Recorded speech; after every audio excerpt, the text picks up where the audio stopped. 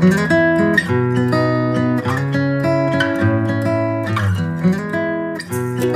to the History of European Theatre podcast, and thanks for joining me on this journey through millennia of theatrical history. Episode 144, Shakespeare, a conversation with Lizzie Conrad-Hughes.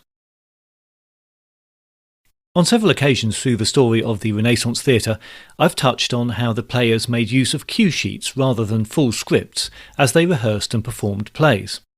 So I was fascinated to see that there was a company of actors working today who produced plays by Shakespeare and other Renaissance playwrights using cue sheets. Although we don't have documentary evidence about exactly how they were used at the time, and therefore how the rehearsal process worked, what better way to get an understanding of how they might have been used and what impact they had on productions than to produce plays using them and work through the practical issues and artistic choices that become involved. Shakespeare have produced works for live and online presentation since 2017 and continue to do so today, so I was very pleased when Lizzie Conrad-Hughes, founder, company director and book holder for the company, agreed to come and talk about the experience of producing cue-based theatre for a modern audience. Lizzie gave a very detailed description of her work when we spoke over Zoom, so, without further introduction, please settle back and enjoy. So on the podcast, I've spoken about cue sheets in the past and their use. But for anyone who missed that, and maybe anyone who needs a refresher, perhaps you could describe for us what is a cue sheet and how were they used? Okay. A cued part or role, or occasionally parcel, those are the names used for them historically. They are what an actor was given and from which the actor would study his lines and his cues to speak, to enter, to act, to do, to tell him what to do. Actors only received their part. They would not receive the entire text. And as I quite enjoy saying, it's not because they didn't trust actors, but it's because they didn't trust the actors, because there was no copyright. So if you had copies of a playbook flying around, then there are instances of them being pirated by, sold off to printers for a few shillings and various things like that. So that's one reason why they only had their own lines, their cues. The other reason is, yes, printing is around, but at this point, everything to do with the working part of a theatre is handwritten. So you're talking time and resources. So the time that it takes, the parchment and the ink, to write out whatever you're writing out. Some of the parts we assume or presume were written out by the company prompter or bookkeeper. Others are almost certainly written out by professional scribes. So you're looking at a cost. So basically, it was a way of keeping costs down and avoiding getting pirated, because your playbook was one of your most precious resources. They were very strictly guarded. So that's why that's all you get. And how much historical evidence have we got of them? Do any of them still exist? There is one professional part from the London, what I call London Playhouse sort of society. So the time of Marlowe and Shakespeare and everybody else, that fabulous little chunk of years when the playhouses were happening, and you had so many things happening in life. There is one surviving part, which is one of those things which is infinitely frustrating. But at the same time, there are others. If you go, there's a collection in Germany, I believe, of about half a dozen that were discovered having been glued together to create cardboard. So that tells you why there aren't very many. They were not regarded.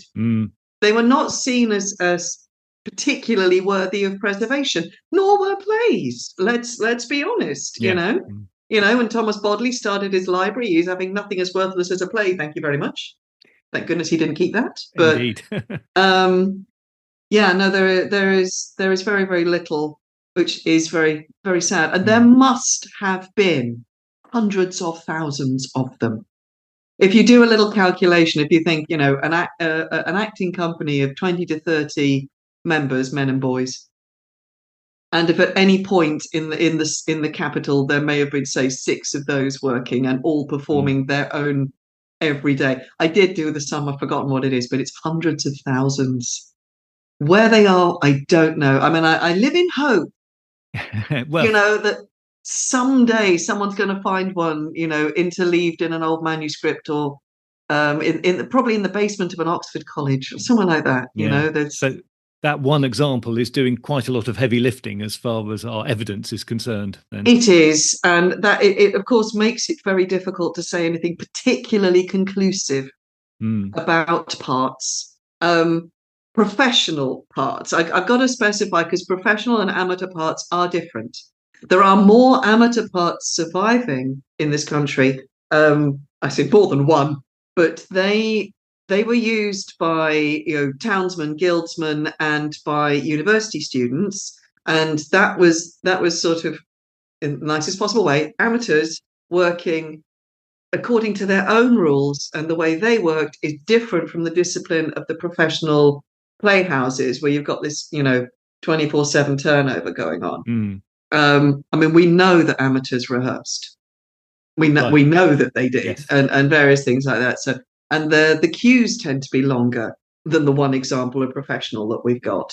For example, there's various other things. So it's like, you've got to be very careful. It's very tempting to take the amateur and sort of fill in the gaps, but no, something I've been vividly, very carefully warned off. Most of the references we've actually got are within plays. We are, everybody's favourite thing to remember is the rude mechanicals from Midsummer Night's Dream. Now, again, pinch of salt with that one, because they're amateurs and it's in a comedy, it's in a play, it's fictionalized. Yes. But what you have, but masters, here are your parts. I pray you have, good Peter Quince, have you the lion's part written, for I am slow of study. Oh, you may do extempore, for it is nothing but roaring. For example, and they all receive their part, and they are to be perfect by tomorrow night. Again, certain a pinch of salt with that. But then they go into a rehearsal, and all you have is and you have poor old Flute, who gets told off for saying, you speak your part, you speak all your lines at once, cues and all. So he's just saying all the words that are on the page that he learned.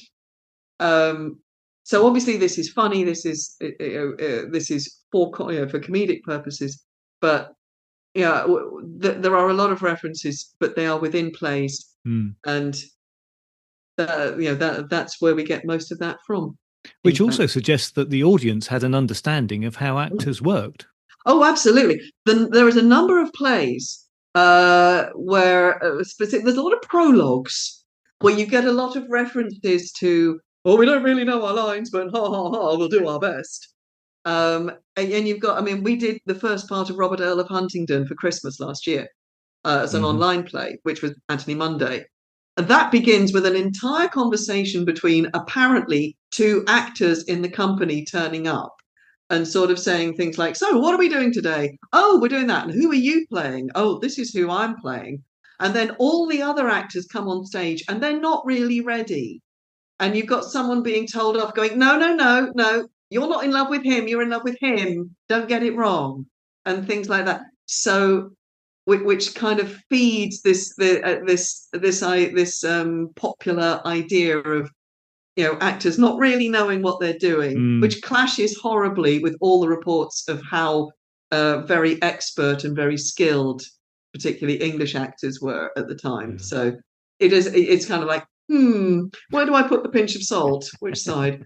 I like comparing that to things like the Play That Goes Wrong franchise, right? Because audiences still love and are thoroughly entertained by the idea of actors not really knowing what they're doing, being dropped in it, and then dealing with it. So it's not quite the same, but it is this sort of going, yeah, we haven't changed that much really. Right. Is stick to the professional. But just to pick up on that other point there, interesting that we have examples from elsewhere in Europe. So this was Yeah. not something specific to English theatre. Oh no, no, no, no. That's not my specialist area, but according to my readings, as far as we can tell, this is how theatre was conducted, amateur and professional. There was a very lively scene in Italy with Commedia, which is slightly different, but also in Spain with what they called the Comedias, Yes. their playhouses, plays that were performed to raise money for hospitals mostly. Yeah, so I don't know exactly how much there is there, but there is I think the German collection is in Freiburg. I might be wrong. But yes, I do love the idea of it's like nothing was wasted. Everything was reused. Right, this pile of paper we don't need no more. And I'll glue it together and make cardboard, and it goes on through life. And that's why we Yeah. don't have them. I think they all turned into something else. On the downside, they were probably part of what was combustible about theatres at the time as well. True. We don't hear about. I mean, the one sort of drastically. I mean, because there are two big theatre fires that I know of, which I think is the Fortune and the Globe. Of course. And the Globe seems to have not been too much of a hindrance to them at all. So suggesting either that their playbooks, but the parts. You see, the parts would be with the actors, not at the playhouses. On the whole, because they were given out and they seemed to stay out once they were out. Because again, you're in a situation where the plays were written for that exact company of men and boys. So you knew what your part was going to be as the play was being constructed.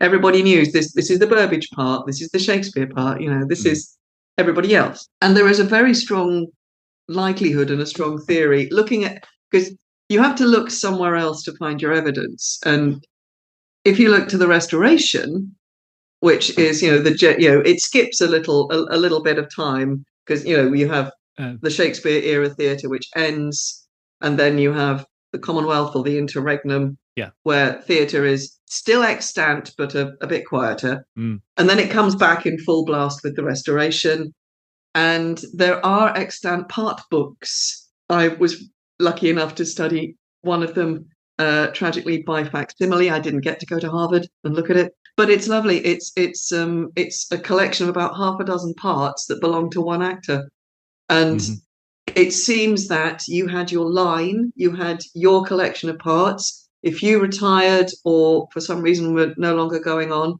you passed your book of parts, your line, to somebody else, and they then became you, basically, and performed as you did. So it cannot be said this is what they did. There is no reason to think that they would not have done that. I mean, it does seem that typecasting and everybody following their line and their specialism was pretty much how it was done. And again, with that turnover of performances, probably part of the reason why they could do that, because they all knew their parts and only needed a refresher of them every time that play came round. Yeah, I mean, there's a very strong theory that you have somebody who specialises in bad guys or old men, or obviously you have the apprentices who are playing the younger women, but you've got some who are better with words, some are better with music, and you can go through and actually go, oh, that was probably him, because again, that's work that I've not done, but I know people who are doing it, and I've kind of listened in, and it's fascinating because you really can go, oh, that's the Hemmings part, that's the Conwell part, and you can follow it through, which from a sort of human point of view, I think is lovely, because it brings it down to the level of the people who were doing this work. Yes. We forget at our peril that this is not written to be literature. It's written, it was written for the people who stood up and embodied it for the first time. And as an actor, that makes me very happy, because I love that feeling of connection. It doesn't change. Absolutely. 400 years, and actors to actors, I think there is a lot of understanding still. So just to drop back to the point you made there, that we have cue sheets that go on beyond the Shakespearean period and into the second Carolingian period. So do you know when they dropped out of use and we moved on to just using full scripts? They're still being used in weekly and fortnightly repertory in the 30s, 40s, and 50s. Wow. As in the 1930s, 40s, and 50s. That's a surprise. I know, it's rather lovely. And it was for similar reasons. It was for economy, in that if you were, because a weekly or a fortnightly repertory company, obviously massive turnover, not a lot of, keep the costs down. So they'd be ordering their plays probably from French's, and they'd get it. Sometimes they'd get all of them, and sometimes they wouldn't. And sometimes the company had to share, and you would take your turn to take the book home and copy out your part, with somebody basically banging on the door, going, "Hurry up! I need to do mine." And you had like your exercise book where you copied out your part into. That's slightly different. I mean, modern plays were not written on that expectation. No. Plays of the time of Shakespeare, and to a certain extent the Restoration, were written on the expectation of, this is how the actor is going to encounter the text for the first time. There's an argument that, from a part perspective, is the only way that a play was ever intended to be textually studied, because that's, the playwrights knew what the actors were going to go through, so that is an enjoyable argument. It is slightly different when you're looking at, if you're doing, I don't know, the Winslow Boy and copying out your part. It's not going to have the same kind of juice and zing to it that you get from a Renaissance part. Right. Yeah. But up to a point, it's not really gone away. So that's another interesting thought, that this method actually affected the way that the plays were written. Oh, absolutely. So we're saying that Shakespeare was heading for a memorable closing line, a rhymed couplet to finish, but then there were rhymed couplets all over the place. And also there must be many lines that ended with the same words or similar words that actors had to get tuned in to. There must be ones where you get repeats of similar lines, and an actor is just expected to pick up those last few words and then come in with whatever. I was going to say, are you tempting me to talk about repeated cues? Because I will. It is my favourite. Well, it seems like it must have been a problem. This is part of what we can't get our head around, isn't it? Yeah. So repeated cues are very much, I don't know, I think they're very much a sort of Cinderella story at the moment, because with the full text approach that we have now, if you're in rehearsal, or if you're reading a play or encountering a play or in rehearsal of a play, you read the whole thing and everybody is terribly polite. And we all know it's your turn, my turn, his turn, my turn, his turn, that, and we wait. And actors are there trying to pretend that they're looking really interested or really kind of shocked, but what they're doing is waiting for their turn to speak. Yeah. You just try not to let that show too much. Whereas you don't have that with a part.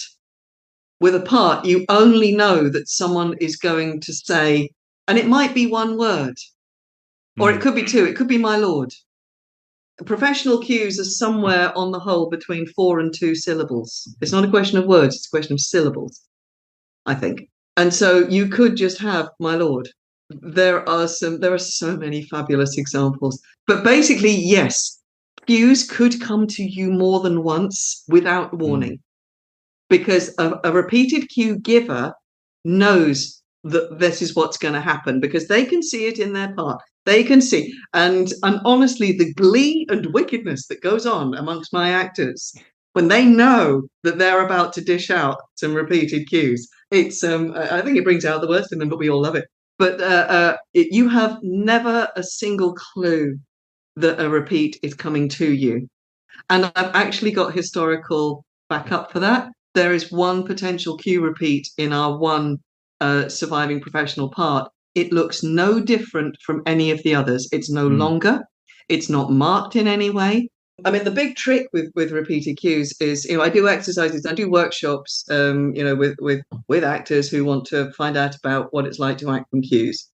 And you go through a whole thing on repeated cues, and 9 times out of 10, I then get the question, so which one is my cue?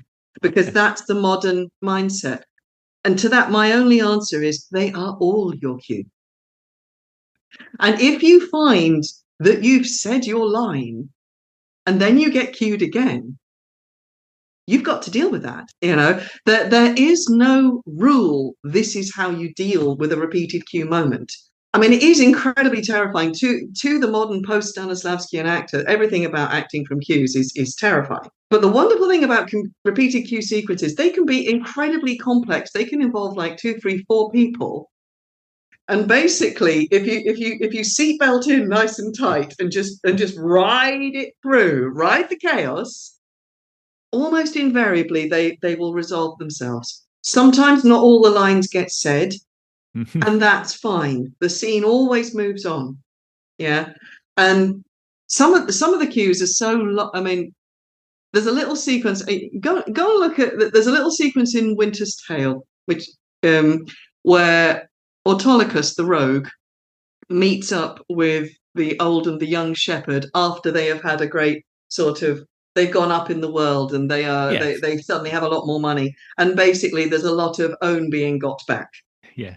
Against this wily rogue, and at one point, he has Autolycus has the cue, "Gentleman born," and this actually gets said. I think it's 6 times. You cannot tell me that that's an accident, and it's too long. That it's like there are loads. The king of repeated cues is Shylock. I adore Merchant of Venice and I adore Shylock because for many reasons, but partly because of the cue structure. Because so many times Shylock repeatedly cues others. Some of them are debatable, because one of my favorites is the cue "monies," which Shylock gives to Antonio in the famous "Signor Antonio, many a time and often" the Rialto speech. And he says "monies" 4 times, and he says "money" once. I give "monies" as the cue. All right, that's a bit short. I could make it "much monies," to be honest. He says that too. But the thing is, you hear "monies," you will respond. But gentleman born, 4 syllables. I can't make it any shorter because "born" is too short. Yeah. Gentleman born. It's very deliberate it is fascinating because everybody thinks it's a mistake, because modern Shakespeare, like currently Shakespeare is performed, and it's so beautifully slick and nobody talks over anybody else and everything flows straight through. Human discussion is not like that. No. People talk over each other, they repeat themselves, they get frustrated. It's just one of those, it's what I call a texture of performance, and it is a lost texture. And I very much feel that it needs to be reinstated because it's there, it's written in, and it's deliberate. That's my own personal little hobby horse. So obviously, you've got the experience of having actually tried to produce work using just cue sheets with actors who have presumably volunteered for this extremely interesting experiment. Yeah, volunteered, done workshops, trained, found that they like it. It's not compulsory. I don't do it to people willy-nilly. So that's an interesting process, surely. So you've got these actors who, as you say, have come in through professional actors who have come in through Stanislavski and whatever, being able to read a full script. So they do find it difficult to start with, but they get the hang of it. Is that what you're saying? Pretty much, yeah. I mean, everybody encounters. I mean, every individual person finds different things of ease and of difficulty. Some people find it more challenging than others. Mostly, it's basically like people just sort of, it's like they throw off their coat and just dive in and go, yes, this is brilliant. This is a great game. I got into it basically through, I was an English graduate who basically always wanted to be an actor. And so I kind of had the 2 things in my background. And there was a stage where there was a group of actors that I was working with who were like, and I was being asked to teach Shakespeare for actors, and I was like, get lost. What do I don't know. But anyway, I then started to get interested in the idea. I started teaching a little bit, and then I was like, I wanted to read everything. I wanted to know more. And I came across this book by Patrick Tucker, which was called The Secrets of Acting Shakespeare. I thought, well, I better read that.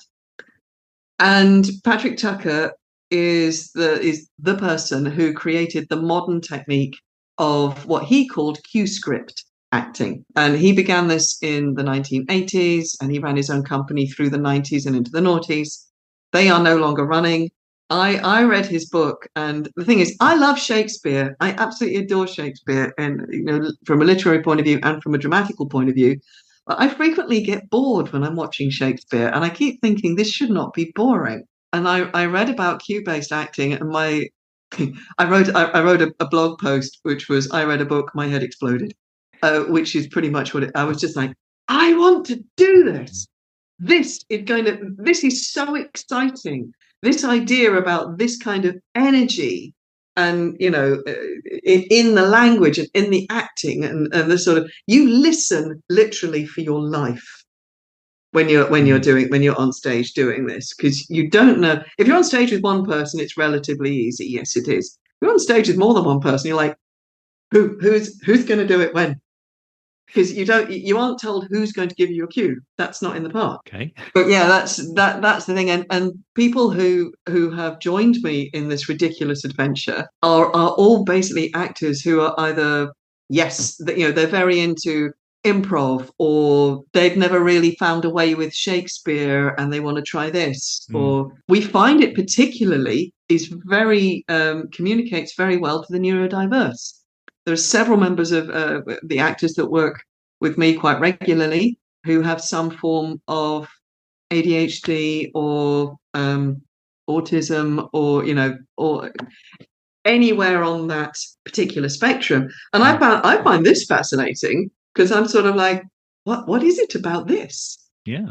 And the reply is that they find it very comforting not to have to go through the rehearsal room process, that everybody arrives to perform on a very level playing field. Mm-hmm. And they can just come in as they are and just go, right, this is what we're doing. This is like very preliminary stuff that I'm just starting discovering is there, and I think is fascinating. But yeah, as a technique, it's a lot of fun. It is not for everyone. And I say that without a shred of bitterness or a shred of surprise, because all people are different. But a few actors who've tried sort of working with us have done a bit of work and then gone, yeah, it's fun, but I really miss rehearsal room. I really miss that process. And I go with love to do what you love. Drop back in if ever you want to. Sort of. That's just life. We're not all the same. So with what you're doing, everybody turns up knowing their lines and their cue, as best they can. Yes. And then what, you have some rehearsal, presumably. Well, what we do is we have an entrances and exits walkthrough. Because sometimes I will preset, I will go see a venue, I will sketch out the space and the connections off stage, and then I will start, as I'm preparing a book script from which the parts are cut, I will go, right, this is the sketch of the space, this is where the entrances and exits are, I will number them or name them, and into the part goes where you leave from. So that while I'm doing the book script, I'm also thinking, went off there, coming back on there. That is going a step beyond where they went in the Renaissance. So there are lots of theories about how they managed that time.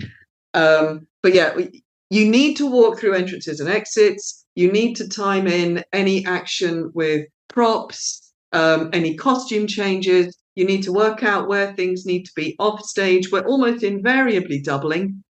So have you got time to get from here to there and back again? So all of that has to be done. If there are fights or intimacy sequences, then those need to be run. Anybody who's involved in those knows that they're coming, and so that needs to be put in place. If there's a dance or a song or anything musical, then we need to run that. And that usually takes 2, maybe 3 hours before performance. That is really doing it on very, very little time. You have to have a certain amount of practicality, get you into the space. And we're not cheating. We know that if we had to do it, so did they. You've got to have some kind of, if you've got to have a fight, if you're doing Macbeth, you've got to deal with, Macbeth and young Seton, and you've got to deal with Macbeth Macduff, and you've got to murder Banquo, and those need to be practiced, even if everybody's done it before. We do it for safety. But I mean, if you haven't, there are various theories about how they did that in the original day. I mean, one of the nicest, sort of simplest theories is that there were certain fights that everybody knew, and it would just be which bit of which fight you were going to put together to make this particular fight or that particular fight out Oh, of. right. So it was like almost do it by numbers. Fight A, fight B, and fight C, and which one are we going to put into this? And it might be, you remember that fight that we did on Tuesday, right? We're going to do this one, but this time I'm going to kill you, or whatever it is, or we'll do Macbeth Macduff, but we'll slip in a bit of Hotspur versus Hal. Yeah. So and then you got to go, okay, so you want to go da da da da, but then you want to go it's sort of, yeah. But they must have. I mean, we know that there were great fencers in the company. You've got Tarleton, yes, who is very well known as a highly skilled fencer.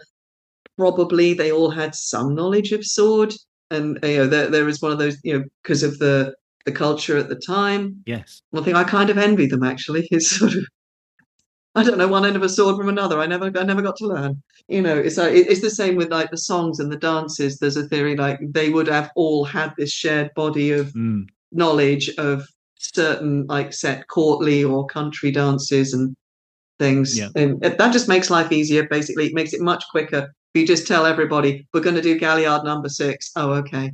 So you don't have quite that luxury. Presumably your actors are a rotating troupe. Well, we have a sort of ever expanding pool. For any production that we stage, I ask who is available, depending on what we're doing, where and when, and what the sort of contract is. From that, I will cast. And we do have some things that we kind of know as a company, if you see what I mean. We have a couple of dances that we've done at the end of some productions, which most people know. That's the sort of thing we can go back. Okay, who knows the jig? There's one to Lover and His Lass that we've done for about 2 or 3 times, so that we do have some shared knowledge, which makes it easy. But yeah, if we're doing something, then we actually have to learn it. Constantly, we are all surprised, even in the plays and the characters that we think we know really well. Some of our actors who've worked with us for a while and are used to this game actually really relish. It's like, all right, I know I'm playing Isabella from Measure for Measure, and I know this play, and I've loved it since I was 12 years old, whatever. But when I really look at this just as a part, she is not who I thought she was. That kind of experience happens all the time. One of the very first full plays I ever staged using this technique was The Tempest. Why I chose such a complicated one, I still wonder. Probably something to do with the cue structure. But I had not intended to be part of it. I ended up playing Prospero because of people having to depart and do other things. So I ended up as Prospero. The Tempest is a play that I could not know better. I did it at school. I did it for A-level. I've seen it multiple times in my adult life. I love it. And I'd done the book script. I'd done the edit. I'd cut all the parts. So, I mean, I couldn't have known it better. And I learned my part. And the thing about Prospero's lines, if you just look at Prospero's part, is he's really kind of, you're late. Do it on time. You're not going to do that. So it's all very kind of instructional and very kind of negative and very kind of schoolmastery. So you sort of go into Prospero kind of like very, right, I'm going to be very sort of grim and gruff and in control and stuff. And I remember being on stage for the first time with Ariel, played by an absolutely wonderful actress. And I didn't know what she was going to do because obviously we had not rehearsed and we had not rehearsed together. And I was so enchanted just watching her that I realized my face had gone all kind of, wow, oh my gosh, oh, you're so, and I was just glowing. And then my brain went, oh crap, I have to tell you off. But then I had the most incredible moment of going, oh, so Prospero actually isn't this dictatorial, compulsively in control person who is cruel and brutal and, This is something that Prospero is doing in order to survive, because the only reason for Prospero to survive is because Miranda must survive. If you look at the part, that is a non-negotiable. Miranda must survive. What does Prospero have as a skill that can help and preserve them? Magic. And Prospero will do anything and actually do violence almost to their own soul to protect Miranda and ensure that the story, comes to the proper conclusion. That was one of those moments where you literally feel the light strike you, and there's like a huge bit of my brain starts going, "Oh wow, that's amazing! What do I say next?" And you switch straight back into what have I got to say next? So moments like that are fabulous, and actors sort of find it themselves, like where the part invites them to go with in places that they really weren't expecting, and it is the thing of we assume in an eye blink because we think we know these things so well. If you are restricted to only seeing the lines and cues of one person, you cannot be distracted and you cannot avoid the absolute truth that's in front of you.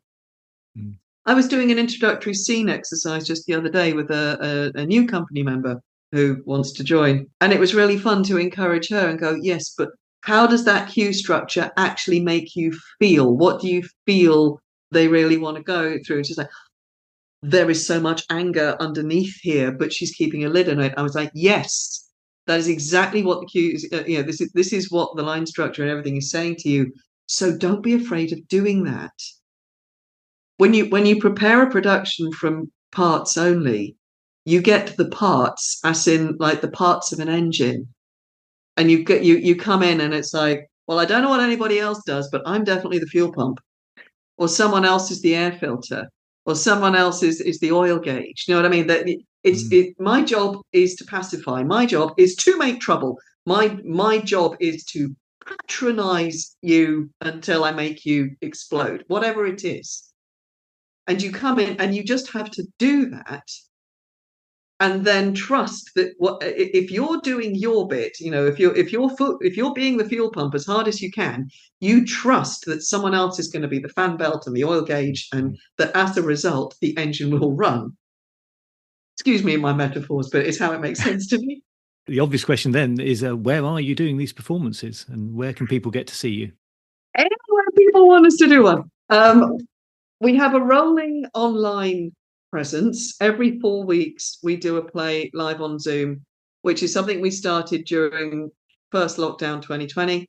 And in the intervening 4 and a bit years, we've done the complete canon.